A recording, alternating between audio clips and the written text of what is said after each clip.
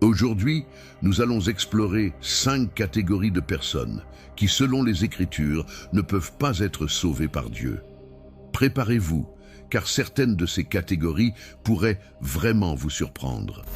À la fin, laissez votre commentaire si vous vous reconnaissez dans l'une de ces catégories. J'espère sincèrement de tout cœur que vous ne vous trouvez dans aucune de ces situations. Premièrement, les apostates.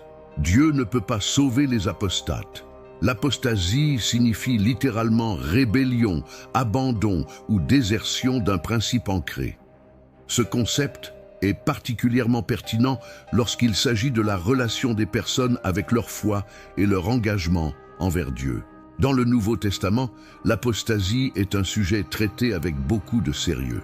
L'un des textes les plus clairs à ce sujet peut être trouvé dans la 2e épître de Pierre, chapitre 2, où est décrit le triste destin de ceux qui, après avoir connu et expérimenté la vérité et la pureté de l'Évangile, choisissent de s'en écarter et de retourner aux pratiques du monde qu'ils avaient précédemment reniées.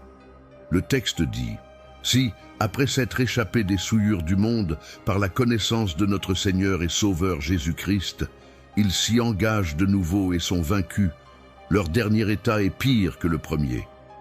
Il aurait été mieux pour eux de ne pas avoir connu la voie de la justice que, après l'avoir connue, de tourner le dos aux 5 commandements qui leur avaient été donnés. » Ce verset nous avertit de la gravité de connaître la vérité et, délibérément, de choisir de l'abandonner.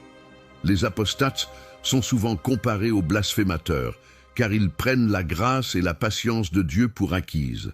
Ils ne se détournent pas seulement de Dieu, mais le font souvent de manière moqueuse et irrespectueuse, méprisant la communauté de foi dont ils faisaient partie.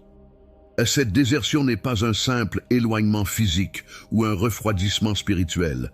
C'est une rupture consciente et délibérée avec les voies de Dieu. Les apostates, après avoir participé à la communauté chrétienne et partagé de la rédemption offerte par le Christ, choisissent d'abandonner la foi.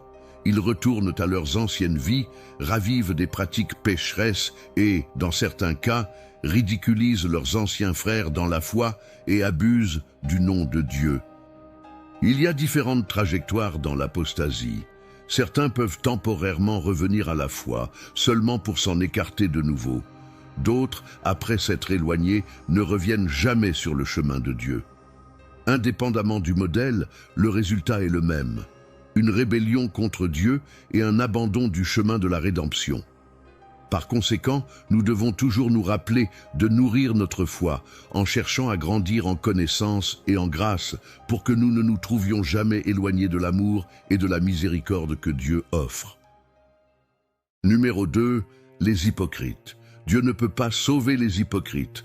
Analysons ce qui rend les hypocrites incapables de recevoir le salut tel qu'il est présenté dans les Écritures.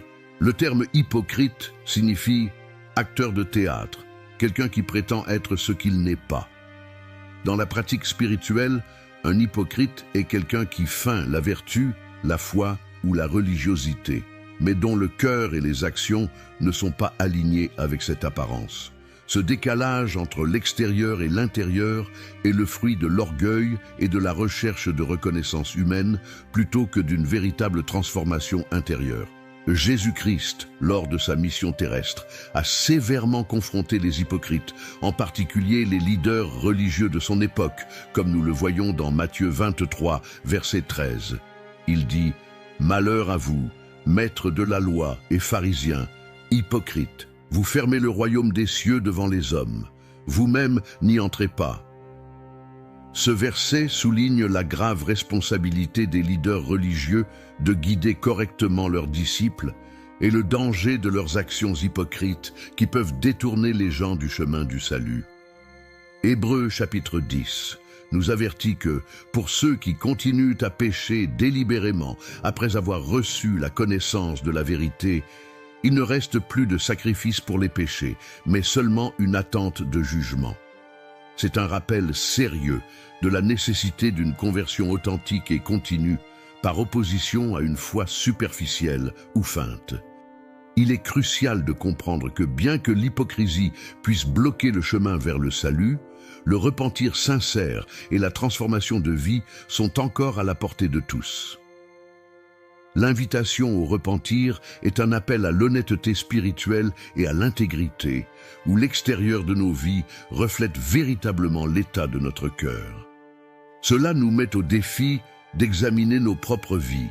Vivons-nous de manière cohérente avec ce que nous professons? Sommes-nous sincères dans notre foi et dans notre marche avec Dieu? La troisième catégorie de personnes que Dieu ne peut et ne sauvera pas sont les autosuffisants.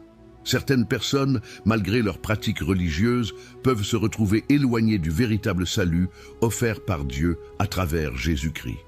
Le concept d'autosuffisance est central pour comprendre le message que Jésus a transmis dans la parabole du pharisien et du collecteur d'impôts que nous trouvons dans le livre de Luc, chapitre 18.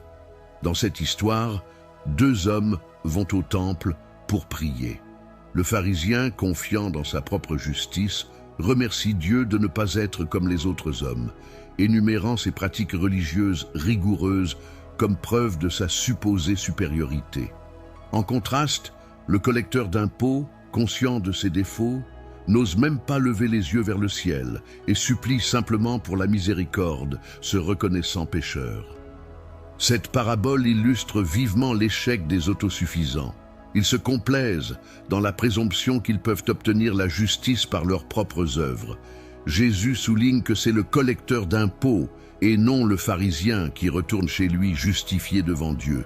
L'enseignement est clair, tout celui qui s'exalte sera humilié et celui qui s'humilie sera exalté. Les autosuffisants se perdent souvent dans leur propre image qu'ils construisent pour eux-mêmes et pour les autres, oubliant que la véritable justice et le salut viennent uniquement par la grâce de Dieu. Jésus réitère ce point dans d'autres passages, comme dans le jugement final décrit dans Matthieu 25, où il s'adresse à certains en disant « Éloignez-vous de moi, vous qui pratiquez l'iniquité, je ne vous ai jamais connu. » Ces mots « Je ne vous ai jamais connu » expriment la tragique réalité que malgré leurs activités religieuses, ils n'ont jamais eu une relation véritable et intime avec le Christ. Les autosuffisants ne comprennent pas seulement leurs besoins de Dieu, mais peuvent aussi devenir critiques et condamnateurs de ceux qui ne s'alignent pas sur leur vision.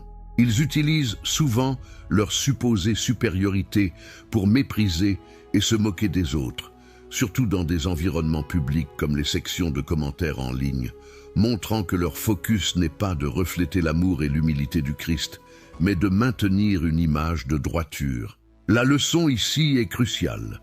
Nous devons cesser de compter sur nos propres œuvres comme moyen d'atteindre la vie éternelle.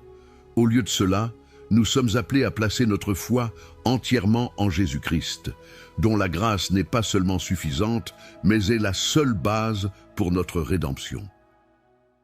Numéro 4. Les morts. Dieu ne peut pas sauver les morts. Selon la Bible, l'opportunité pour le salut se présente durant la vie terrestre. Cela signifie que la décision d'accepter ou de rejeter la grâce de Dieu offerte par Jésus-Christ doit être prise pendant que nous sommes encore en vie. Dans Hébreux 9, verset 27, il est écrit « Il est réservé aux hommes de mourir une seule fois, après quoi vient le jugement. » Ce verset souligne la croyance qu'après la mort, l'individu fera face au jugement divin basé sur les choix faits durant sa vie. Il est courant, dans de nombreuses cultures, que les gens cherchent des leaders religieux pour prier pour leurs proches décédés. Ces pratiques, bien qu'elles naissent de l'amour et de l'espoir, ne sont pas fondées sur une base biblique qui suggère qu'elles peuvent modifier le destin éternel d'une personne décédée. Comme mentionné, la décision et l'action de chercher Dieu et son salut doivent avoir lieu pendant notre vie terrestre. De plus, l'idée du purgatoire, qui est vue dans certaines traditions chrétiennes comme un état intermédiaire où les âmes sont purifiées avant d'entrer au ciel, n'est pas reconnue par toutes les dénominations chrétiennes. En particulier, de nombreuses églises protestantes rejettent cette notion, insistant sur le fait que le texte biblique ne soutient pas un tel enseignement. la vision prédominante dans ces traditions est que, après la mort, la personne entre immédiatement dans un état de bénédiction éternelle ou de séparation de Dieu, selon sa relation avec le Christ durant sa vie. Ainsi, le message pour ceux qui sont encore en vie est clair. Maintenant est le moment de chercher le salut. C'est le temps de réfléchir sur notre vie spirituelle, nos choix et notre foi. L'urgence de cette décision ne peut être sous-estimée, car nous ne connaissons ni le jour ni l'heure de notre départ de ce monde. La cinquième catégorie de personnes que Dieu ne peut pas sauver sont celles qui refusent de croire en Jésus-Christ. Jésus est présenté dans les Écritures comme l'unique chemin vers le salut. Dans Jean 14, verset 6, il déclare lui-même « Je suis le chemin, la vérité et la vie. Nul ne vient au Père que par moi. » Cette affirmation est directe et exclusive, indiquant que la foi en Jésus est essentielle pour atteindre la vie éternelle avec Dieu.